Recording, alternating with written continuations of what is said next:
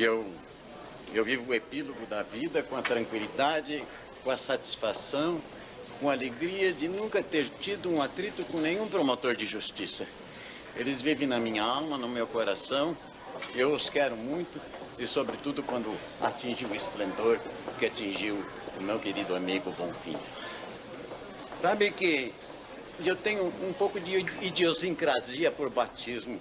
Eu não sei por que um se chama promotor, outro advogado, outro juiz, isso é meramente uma nomenclatura, mas nós somos todos profissionais do direito, os livros que nós lemos são os mesmos, os nossos instrumentos de luta são os mesmos, de forma que nós constituímos uma comunidade que tem que viver unida, tem que viver abraçada, tem que viver de forma harmoniosa, de maneira cordial.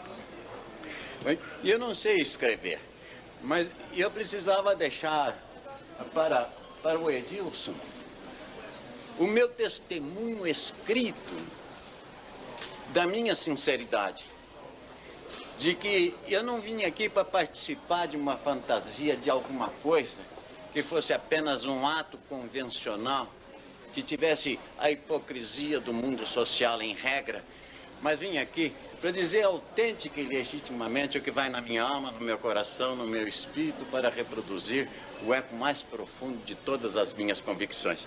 De maneira que, Edilson, eu me balancei rapidamente a apanhar uma caneta e escrever um documento para te deixar, e é esta a minha manifestação a seu respeito. Eu disse Jungenot Bonfim, o demolidor de sofismas, tem muito talento e rara imaginação. Não se abroquela no âmbito estreito da pregação doutrinária. Transcende-a. A exegese jurídica que descerra, com lógica e precisão, se funde e se integra com o agir. O abstrato e o concreto se unem, com requintes de engenho e sutileza, num amálgama de elevação, força, energia, eloquência, calor e sinceridade. O autor não fadiga, porque sua alma livre sobrepaira à uniformidade e ao convencional. O estilo belo e suave ameniza o aprendizado. O livro ensina, encanta e inova. O primor da obra reflete a grandeza do homem, que em si mesmo tem um esplendor dos prediletos do destino. Conheci-o muito jovem, num julgamento.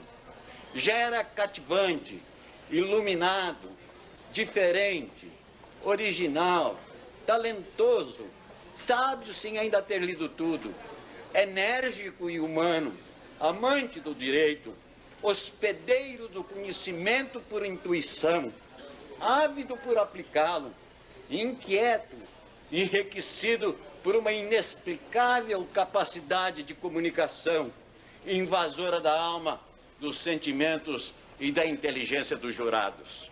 O homem superior, aquele que se distancia da mediocridade, a personalidade radiosa, o clarão no firmamento, esse ser prodigioso e que se distingue pela própria singularidade.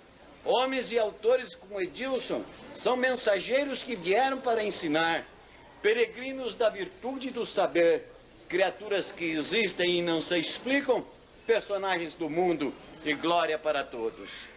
Seu livro merece ser lido e meditado.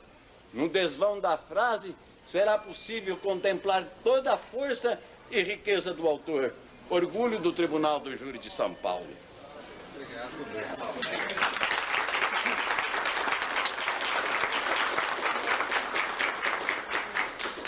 Eu queria apenas fazer uma observação ao meu amigo Edilson.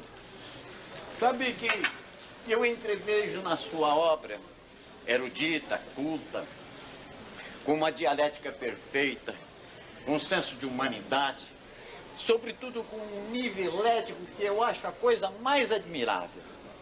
A sua unidade interior, o seu caráter, a permanência da sua forma de ser, a sua estrutura, o seu estofo ético, a sua personalidade, a sua capacidade de liderança, a sua projeção no mundo social são absolutamente incomparáveis. Mas há um esforço na sua obra que você faz, Edilson, e que eu reputo inútil e vã. Você tem a avidez de transmitir o conhecimento para os seus leitores e ensiná-los como fazer a semelhança do que você faz, para que eles te reeditem na forma de ser. E não é possível. Isto é absolutamente impossível. Sabe que hoje se estão fazendo aí a decifração genética do homem.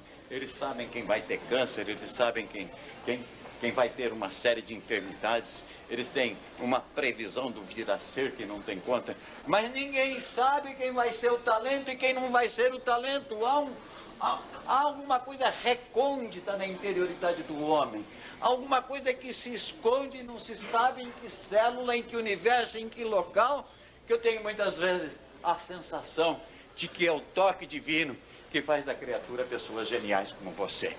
Não é possível você transmitir, porque nem você, ao menos eu acho, sabe a razão do seu sucesso, porque nem o gênio se compreende. Porque se ele soubesse, ele entregaria, tá compreendendo, a receita do sucesso ao filho, ao irmão, ao amigo, ao companheiro. Mas não, a sua qualidade, aquela que é recôndita, que é impenetrável, que é indescritível porque não vai além da percepção e da sensação.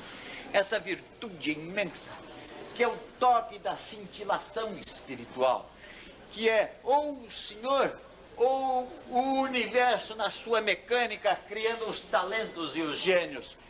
Não é uma coisa que se possa decifrar nem através da decifração genética.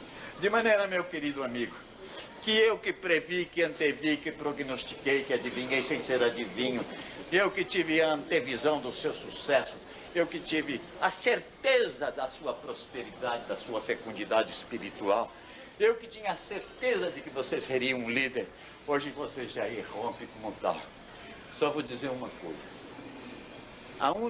O único mal é você não ter nascido no Rio de Janeiro. Eu estava conversando com o nosso querido e como um amigo, com o grande advogado brasileiro, e ele dizia que é muito difícil alguém romper o anonimato se não nascer na corte. E ele dizia, vocês paulistas têm um infortúnio de não nascer na corte. Nós, cariocas, nascemos na corte. De forma que todo mundo que nasce no Rio de Janeiro é gênio, tem talento, é sábio, é jurista, é um esplendor intelectual, enquanto o homem aqui da aldeia, nós que vivemos em São Paulo, onde existe, sem dúvida nenhuma, a maior estrutura cultural do país, a maior capacidade dos profissionais do serviço público e do serviço particular, nós vivemos um pouco no anonimato. Mas por graça de Deus e por felicidade, para que a mocidade tenha um exemplo e para que ela tenha quem ler, você hoje é um nome nacional e eu saúdo um moço, líder, brilhante, inteligente, que tem uma capacidade de renúncia e que tem uma capacidade de abraçar a humanidade com um abraço fraterno como você. De maneira que eu desejo que você perdure, viva, ensine, que você continue brilhando, que você continue a ser a criatura de sempre, cada vez mais, doutrinando, ensinando, escrevendo, explicando, convencendo a nós outros, porque você merece. Um abração para você e tudo que corra bem.